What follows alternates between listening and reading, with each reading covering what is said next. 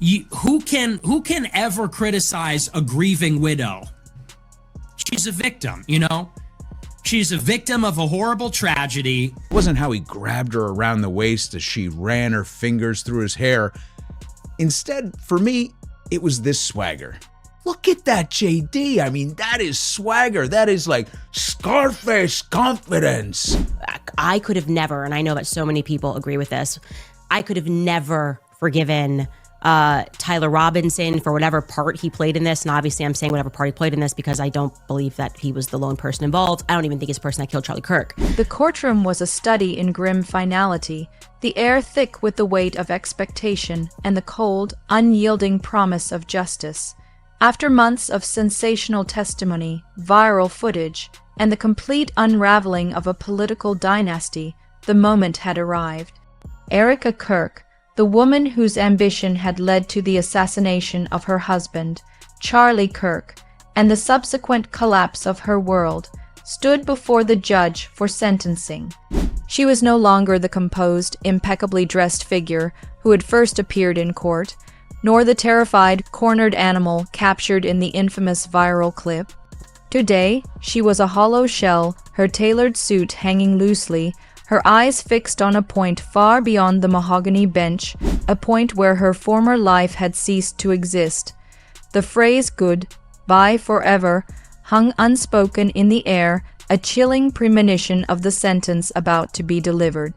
The judge, a figure of quiet authority named Justice Eleanor Vance, began by meticulously recounting the facts of the case, her voice steady and devoid of emotion. She spoke of the overwhelming evidence presented by the prosecution, the chat logs detailing the Puzzle conspiracy, the chilling voice notes exchanged with Mikey McCoy, and the irrefutable testimony of Elizabeth McCoy, the reluctant whistleblower. Justice Vance emphasized the sheer coldness of the crime, noting that the assassination was not a crime of passion, but a calculated, premeditated act driven by a lust for power and control. She detailed how Erika Kirk had manipulated her husband's closest aide, exploiting his insecurities and promising him a share of the empire in exchange for Charlie's life. The judge's words were a final, official confirmation of the public's verdict, a legal echo of the revulsion that had swept the nation since the viral footage first surfaced. Erika's legal team made a final, desperate plea for leniency, arguing for a sentence that acknowledged her lack of a prior criminal record and the profound emotional distress she had suffered since the trial began. They spoke of her contributions to her husband's organization, attempting to paint her as a complex figure whose ambition had tragically spiraled out of control, rather than a purely malicious conspirator. The argument was weak, undermined by the very evidence they were trying to mitigate. The prosecution, in contrast, was brief and devastating. They simply replayed the audio of Mikey McCoy's whispered words into the phone after the shot was fired. "It's done." The sound, raw and final, was a gut punch to the silent courtroom, a stark reminder of the life that had been extinguished and the cold heart that had orchestrated it. When Justice Vance finally looked up from her notes, the silence in the room became absolute. She addressed Erika directly, her tone shifting from the detached legal recitation to a powerful moral condemnation. She spoke of the betrayal of trust, not just to Charlie Kirk, but to the millions of followers who had believed in his cause and the political movement he represented. The judge stated that the crime was an attack on the very fabric of political discourse, a cynical maneuver that prioritized personal gain over human life and public integrity. The sentence was delivered with a quiet, crushing finality, life imprisonment without the possibility of parole. The words "goodbye forever" were not spoken, but they were written in the judge's decree, sealing Erika Kirk's fate and ending her public life in a single, devastating moment. The reaction was muted, a collective gasp swallowed by the courtroom's high ceilings. Erika Kirk did not cry, scream, or collapse. She simply nodded, a small, almost imperceptible movement that acknowledged the end of her journey. As the bailiffs moved to escort her away, she paused, her eyes scanning the gallery one last time. It was a moment of profound, chilling stillness, a final, silent farewell to the world she had tried to conquer.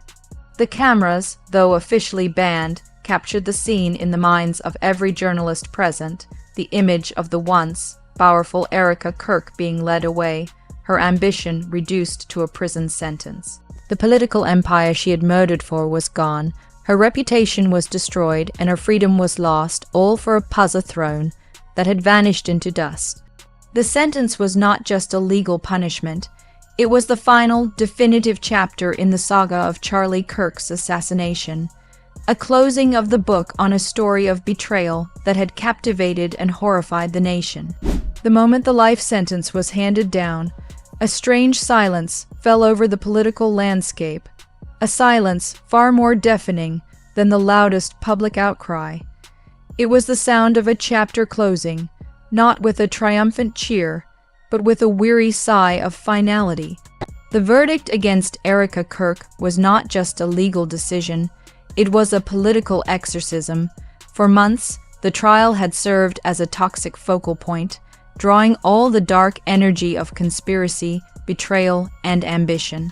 Now, with the finality of good, bye forever, echoing from the courthouse, the political world began the painful process of cleaning up the wreckage. The reaction from the public was a mix of grim satisfaction and profound exhaustion. The sensationalism had burned itself out, leaving behind a cold, hard truth. The powerful are not immune to the consequences of their actions, and the pursuit of the puzzle throne had cost everyone involved everything. The fate of Charlie Kirk's former organization, the empire Erika had murdered to control, became the central focus of the political aftermath. Without its founder and with its would-be successor now a convicted felon, the organization was rudderless and toxic. Key donors, who had cautiously waited for the verdict, immediately severed all ties. The financial collapse was swift and brutal, a stark metaphor for the moral bankruptcy at the organization's core. The political movement, once a vibrant, aggressive force, splintered into warring factions. Some attempted to rebrand, desperately trying to distance themselves from the Kirk stain, while others dissolved entirely, their members scattering to new, less controversial causes. The empire did not pass to a new ruler, it simply evaporated, a testament to the fact that power built on betrayal is inherently unstable. The puzzle throne was not inherited, it was dismantled and sold for scrap, a final, humiliating end to Erika's grand design. The most compelling narrative in the wake of the sentencing was the quiet dignity of Elizabeth McCoy. Having traded her husband's freedom for the truth, she became an unlikely figure of moral authority. Her testimony, delivered with a chilling calm, had been the linchpin of the prosecution's case. Now, she faced a future as the wife of a convicted murderer, yet she was hailed by many as a hero. Her public statements were few but powerful, focusing not on revenge, but on the necessity of truth and the healing process. She became the living embodiment of the trial's moral lesson that sometimes the greatest strength lies in choosing integrity over loyalty, even when the cost is unbearable. Her story, the quiet tragedy of a woman forced to destroy her own life to save the memory of another, provided the only flicker of redemption in the entire dark saga. The media coverage shifted from the sensationalism of the trial to a deeper, more reflective analysis of the events. Commentators debated the corrosive nature of unchecked political ambition and the dangers of creating personality cults around political figures. The case of Erika Kirk became a textbook example of how quickly power can corrupt and how easily a public image can mask a private monster. The viral footage of her courtroom breakdown, once a moment of raw drama, was now replayed as a historical document, the precise moment the truth became undeniable. It was a stark visual reminder that even the most calculated conspirators are ultimately human, and that the pressure of guilt, when combined with the glare of public scrutiny, will inevitably break even the strongest facade. The sentence of goodbye forever was not just a legal term, it was a cultural one. It marked the end of an era of political innocence, forcing the public to confront the reality that the battles for power are often fought with the most brutal personal weapons. Erika Kirk's final, silent nod in the courtroom was her last public act, a final admission of defeat. As she was led away, the world moved on, but the shadow of the Puzza throne conspiracy remained, a permanent scar on the political landscape. The silence that followed her departure was the sound of justice being served, a quiet, profound moment that confirmed that some betrayals are so absolute, they can only be answered with a sentence that truly means goodbye forever. The only thing left was the memory of the ambition that had consumed her, and the cold, empty space where a political empire once stood. The finality of Erika Kirk's life sentence did not bring an end to the story. Rather, it cemented its place as a permanent, cautionary tale in the annals of political history. The phrase "goodbye forever" became a cultural touchstone, a shorthand for the ultimate consequence of unchecked ambition. The trial, with its sensational evidence and dramatic courtroom moments, was quickly absorbed into the media machine, spawning documentaries, true crime podcasts, and endless think pieces on the nature of power, betrayal, and the corrosive influence of political celebrity. The legacy of Charlie Kirk was no longer defined by his political activism, but by the manner of his death and the spectacular downfall of his wife. The entire saga served as a chilling reminder that the most dangerous political battles are often fought not in the public arena, but in the private, venomous corridors of power. The fate of Mikey McCoy, Erika's co-conspirator, and the man who pulled the trigger provided a grim counterpoint to Erika's own sentencing. Having pleaded guilty in exchange for a lesser sentence and his testimony against Erika, Mikey's punishment was severe, but offered a faint, distant possibility of parole. His story was one of tragic manipulation, a man whose professional insecurities were expertly exploited by Erika Kirk. While the public held him accountable for the murder, the narrative around him was tinged with pity, seeing him as a pawn in a much larger, more sinister game. His testimony, delivered with a mixture of shame and relief, confirmed every detail of Erika's calculated plan, sealing her fate. Mikey McCoy was a footnote in the grand scheme of the Puzza throne, a desperate man who traded his soul for a promise of recognition that never materialized. His sentence, though less absolute than Erika's, was a living death, a perpetual reminder of the moment he chose ambition over morality. The most enduring legacy of the trial was the profound impact it had on the concept of political transparency. The unauthorized viral footage of Erika's breakdown, the very thing that had driven the public narrative, sparked a national debate about cameras in the courtroom. While the legal system wrestled with the implications of such unfiltered access, the public had already made its decision. The raw, unedited truth, however uncomfortable, was preferable to the sanitized, controlled narratives offered by official channels.